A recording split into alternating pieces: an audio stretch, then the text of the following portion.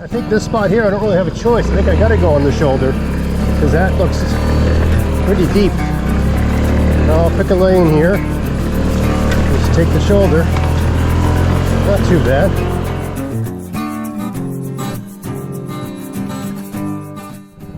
Hey, it's Greg here with Outdoors on the Jeep, and I'm out in the woods again for a couple days on my Honda Ruckus. Just about a week after Hurricane Fiona.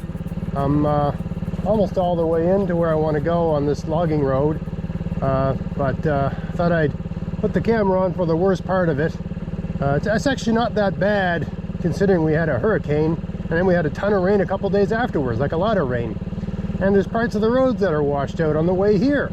So I had to take detours and stuff.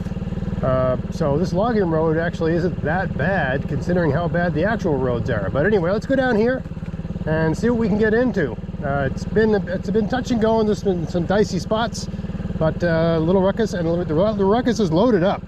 So I've actually hit the helpers a couple times, and that's crazy. The last time I was on this, the last time I made a video on this, I weighed almost 10 pounds more than 5 pounds more than I do now. Not 10. So I've lost about 5 pounds.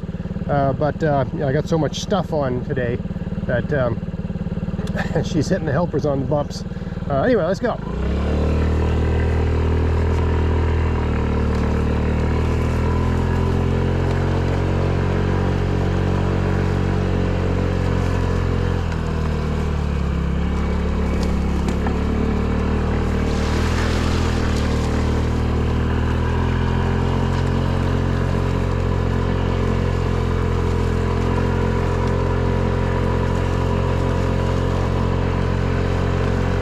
Pretty dicey. Oh. Been a while since I've been on a logging road, so I've lost my instincts and reflexes for this kind of driving. You got to be ready to slow down and use your feet. You know, it's different than dirt bike riding. You can't just power out of stuff. You know, you got to be a bit more slow. But it gets you where you're going. That's what you want. Get where you're going without having to carry a big heavy pack. I probably got about 70 pounds of gear with me. Well, maybe not 70, probably closer to 50. Which, you know, that's not impossible to carry, but I'd rather have it on my mule here. Or I guess they call this a donkey. If a Rokon is a mule, this is a donkey. A little bit more agreeable than a donkey. I'm waddling through here because it's just so damn dicey, and I'm reluctant to go in the rut. All right, I think we can get it. We can go in the rut. Whoa, no. Boy, she's slippery by. Normally I go on the shoulder, but this time of year the bushes are so high in the shoulder. And these Honda Ruckus don't have much clearance, right? So I don't want to foul it up in the bushes. I think this spot here, I don't really have a choice. I think I got to go on the shoulder because that looks pretty deep. I'll pick a lane here. Just take the shoulder. Not too bad. She finds her way. I think I'll just stay on the side here. The danger with being on the side is you never know when there's a fallen tree that it grabs your foot and yanks your leg out of the socket. So you gotta be careful with that. And of course these sort of like knee-high bushes, you never know what's in them. A fallen branch or a porcupine or God knows what, or just how they're gonna foul up the, you know, the mechanics of the vehicle, because there's parts of this around the wheel wells that are just like plastic tubes, right? I mean, this is not a robust off-road vehicle, even though I'm using it like one. I think I'll stay over here. This is all right.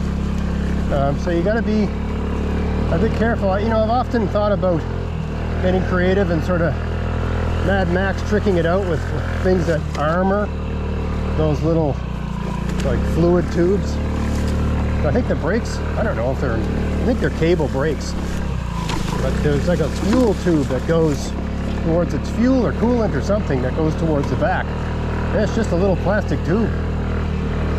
So So yeah, I mean, it's kind of just protected by the structure of the bike, but it's certainly not, you know, this is not a T34, or this is not a Panzer by any stretch, or for you Americans out there, this is not an M4 or whatever, not a Sherman. This is not a Sherman tank.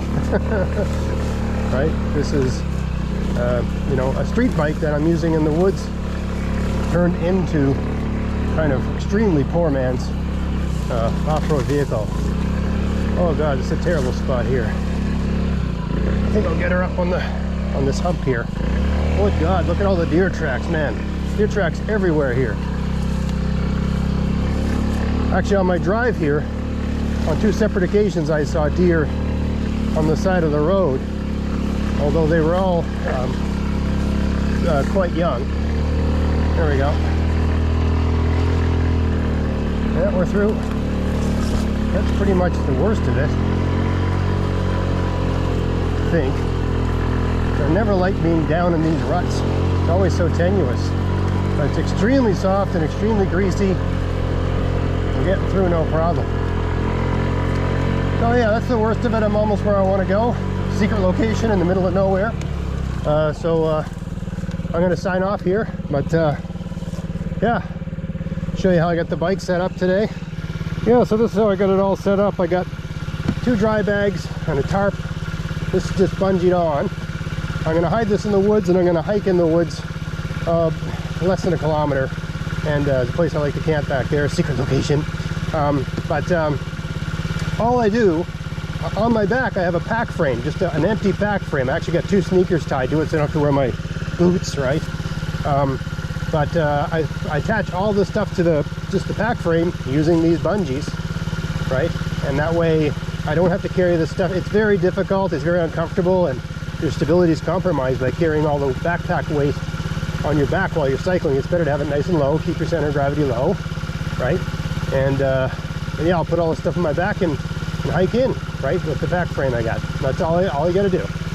Just thought I'd show you how I rigged that up. Really low tech. It's actually a homemade backpack, right? The difference between a homemade backpack and a store-bought one is that they're not as adjustable, but you know, if they're homemade, it doesn't matter if they're not adjustable. It's custom made for you. So I like the word custom made. It's just right. Let's get everything a normal backpack would have. I got shoulder straps, but I also got waist strap, right? You go to an Army Navy store, they got buckets full of this webbing. I got the shoulder straps for $5. I got this waist strap for $5, right? So for basically $10, go $20 worth of one piece of 1x3, whatever that cost at the time, was probably $3, right? One piece of 1x3, $10 for the webbing. And I got a bit of this old inner tube tire here. It just I can use it to strap things down, but it also makes it a bit softer on the back.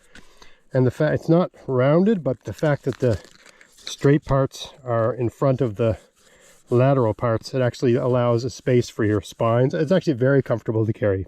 It's not my favorite backpack, but it's perfectly fine for this. And I'm only going about 1 kilometer, so it's totally fine. Anyway, I just thought I'd do a little video zipping in here. Thought you might find it interesting going through the roughest part of it.